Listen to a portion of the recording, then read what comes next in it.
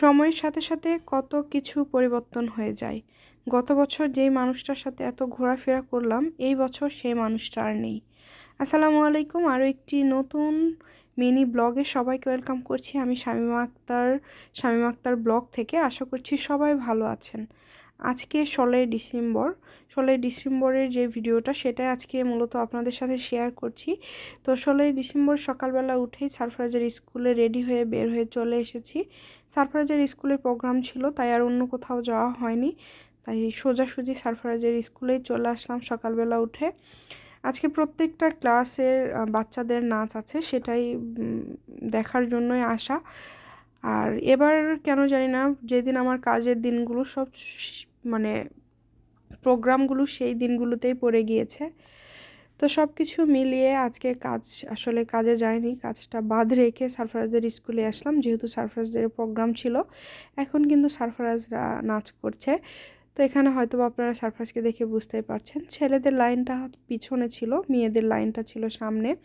তো আলহামদুলিল্লাহ সারফরাজ নাচতে পারছে, দেখেও ভালো লাগছে যে ও আসলে নাচ পারে আসলে একটু একটু করে। আর ওদের স্কুল থেকে এমনভাবে ওদেরকে শেখায়, এত সুন্দর করে শেখায়, অনেক আগে থেকে প্র্যাকটিস শুরু করে। এই কারণে বাচ্চারা অনেক সব দিক থেকে, আমি শুধু নাচা না, পড়াশোনার দিক থেকে সব দিক থেকে আমার কাছে মনে হয় খুবই ভালো একটা স্কুল। শুরুতে হয়তো বা আপনারা দেখেছেন, তারপরেও একবার বলে দিই, এটা হচ্ছে ইন্টারন্যাশনাল অ্যাভেলডিল স্কুল। তো এটা কিন্তু হচ্ছে অবস্থিত হচ্ছে সেউজগাড়ি পার হয়ে একদম খান্দারের সামনে গেলেই এই স্কুলটা। খুবই ভালো একটা স্কুল আমার কাছে মনে হয়, ইংলিশ মিডিয়াম একটা স্কুল। আর বগুড়াতে কিন্তু ইংলিশ মিডিয়াম এই একটাই আমার জানা মতো। তো তাদের সব থেকে বেশি যেটা ভালো লাগে, টিচারদের আমার খুবই ভালো লাগে। তাদের টিচাররা বাচ্চাদের সাথে এত ব্যবহারটা ভালো, এবং তারা আসলে, আমি যখন দেখি, আমার খুব বেশি যাওয়া হয় না, তো মাঝে মাঝে যাওয়া হয়। তো সেক্ষেত্রে আমি যখন দেখি মনে হয় যে নিজেদের বাচ্চাদের তারা আসলে যত্ন নিচ্ছে, এত সুন্দর করে যত্ন নেয়। তো যেহেতু সারফরাজের প্রায় 3 বছর হয়ে গেল, এই 3 বছর প্লাস হয়ে গেল এই স্কুলে, সব কিছু মিলে আলহামদুলিল্লাহ, যেহেতু পরিবেশটা অনেক ভালো, পড়াশোনাও অনেক ভালো, এবং খেলাধুলা থেকে শুরু করে সব দিক থেকে আসলে এই স্কুলটা এত বেশি এগিয়ে। তো এই কারণে আর মনে হয়নি যে অন্য কোনো স্কুলে সারফরাজকে পার করব বা এটা সেটা। তো এই তো নাচ করছিল ওরা, তো নাচ দেখে অনেক ভালো লাগছিল। আর এই ভালো লাগার মধ্যেও কিছুটা মন খারাপ লাগছিল। ঠিক গত বছর আমার নানি এই সময় আমার সাথে, এই ডিসেম্বরের মাসে নানি আমার এখানে ঘুরতে আসছিল, এবং কত জায়গাতে নানিকে নিয়ে ঘুরলাম। এবং 16ই ডিসেম্বর রাতেও নানিকে নিয়ে বের হয়েছিলাম, পুরা বগুড়া শহর নানিকে ঘুরিয়ে দেখিয়েছি, কোথায় কিভাবে সাজিয়েছে, মোমোইন থেকে শুরু করে সব জায়গাতে নিয়ে গেছিলাম নানিকে, যে ঘুরে ঘুরে একটু দেখার জন্য। এবার আর নানি নাই। খুব অনেক বেশি খারাপ লাগছিল, যদি আমার কাছে না থেকেও দূরে থাকতো তাও হয়তো বা ভালো লাগতো। আরও বেশি বেশি করে মনে পড়ছে নানির কথা। আসলে কিছু কিছু কিছু পরিস্থিতি আছে যেটার উপর আসলে আমাদের কোনো কিছুই করণীয় থাকে না।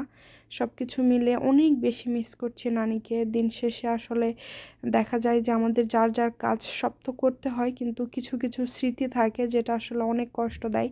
আর আমার মায়ের পরে আসলে সব থেকে আপন ছিল আমার নানি। তো যেহেতু নানিকেও হারিয়ে ফেলেছি, মনে হয় যে শূন্যতা আরও বেশি কাজ করে। তারপরেও আলহামদুলিল্লাহ যে সারফরাজ আছে। একটা সময় যে গানের নাচ আমি দিয়েছি এবং অনেক পুরস্কার পেয়েছি এই 16ই ডিসেম্বরের বিভিন্ন প্রোগ্রামে নৃত্য পরিবেশন করে, আজকে সেই গানের নাচ আমার ছেলে দিচ্ছে। সব বাচ্চাগুলো এত সুন্দর করে নাচ করছে যে দেখে মনটা ভরে যাচ্ছে। অনেক অনেক ভালো লাগছিল। এবং শুধু সারফরাজ না, প্রত্যেক ক্লাসের সব বাচ্চারা এত সুন্দর করে নাচ করছিল যে নিজের সেই ছোটোবেলাটা আসলে মনে হচ্ছিল বারবার। আর কিছু ছোট ছোট পরী ছিল যারা বাসা থেকে শাড়ি পরে সুন্দর করে সাজিয়ে গুছিয়ে আসছে। তো তখন মনে হচ্ছিল যে আগে এরকম স্কুলের প্রোগ্রামগুলোতে শাড়ি পরে আমরাও যেতাম, কত সুন্দর কত ভালো দিন পার করে এসেছি। আজকে আমাদের ছেলে মেয়েরা সেই দিনগুলো পার করছে, তো এই কারণে আরও বেশি ভালো লাগছিল। তো কেন জানি না, এই প্রোগ্রামটা দেখতে দেখতে, সারফরাজের নাচ দেখতে দেখতে নিজের চোখের কোণায় একদম পানি চলে আসছিল, যে কত তাড়াতাড়ি বড় হয়ে গেলাম, মা হয়ে গেলাম না। যে এখন নিজের বাচ্চা নাচ করছে সেটা দেখতে হচ্ছে। মনে হচ্ছে এই তো কিছুদিন আগে নিজেও এরকম স্টেজে নাচ করেছি, নৃত্য দিয়েছি, কত পুরস্কার পেয়েছি, এখন নিজের বাচ্চা দিচ্ছে। এটাই হয়তো বা জীবনের পরিবর্তন। যত কিছুই হোক না কেন, সময় তো সময়ের গতিতে চলবে এবং একটার পর একটা পরিস্থিতিও চেঞ্জ হয়ে যাবে। আসলে আমাদের জীবনে তো সব কিছু আমাদের হাতে থাকে না, তাই যেটা যেটা আসলে আমাদের করার সেইটুকু করে বাকিটুকু আল্লাহর উপর ছেড়ে দেওয়া আসলে সব থেকে উত্তম। তো ওদের পুরা নাচটাই আপনাদের সাথে শেয়ার করেছি মিউজিকের কারণে। আসলে ভয়েস দিয়েছি কারণ মিউজিক তো আসলে ওইভাবে দেওয়া সম্ভব না। তো প্রত্যেকটা বাচ্চার নাচই অনেক সুন্দর হয়েছে এবং প্লে গ্রুপ থেকে শুরু করে একদম সবাই, সব ক্লাসেরই একটা করে নাচ ছিল এবং সবাই সেম ড্রেস পরেছে, এই কারণে আরও বেশি ভালো লাগছিল। আগে থেকে যেহেতু তাদের খুব সুন্দর একটা প্রিপারেশন ছিল, তো খুবই ভালো হয়েছে তাদের নাচটা। এরকম করে সবাই সবাই নাচ করছিল যে যে ক্লাসের, এবং এই যে ছোট্ট সোনামণিদের নাচ, এদের নাচটা অনেক বেশি ভালো লেগেছে। একটু একটু করে সবার নাচ আপনাদের সাথে শেয়ার করার চেষ্টা করছি। সারফরাজের স্কুলের যে কোনো প্রোগ্রাম আমার কাছে খুবই ভালো লাগে, খুবই সুন্দরভাবে পরিবেশন করে এবং সাজানো গোছানো খুবই ভালো লাগে এই জন্য। আর এই এদের নাচটা আমার সব থেকে বেশি ভালো লেগেছে। এদের ড্রেসগুলো এত সুন্দর ছিল, সবাই খুব সুন্দর করে ঘাগরা পরেছে, এত ভালো লাগছিল। আসলে এটা আমি ওই দিনই ভিডিওটা আপলোড করতে চেয়েছিলাম, কিন্তু আমার আসলে এত বেশি শরীর খারাপ, সর্দি কাশি, তো সেই কারণে আর কি এখনও আমার গলাটা হয়তো বা ভারী ভারী লাগছে।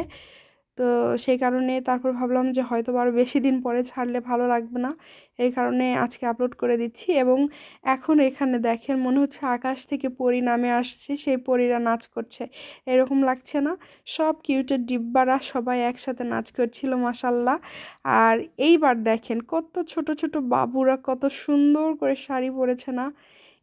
এইটা দেখার পরে আমার একদম ছোটোবেলার কথা মনে হয়ে গিয়েছে, যে ছোটোবেলায় এরকম সাজগোজ করে শাড়ি পরে আমরাও কিন্তু বিভিন্ন জায়গায় নাচ করছিলাম, আমি করছিলাম।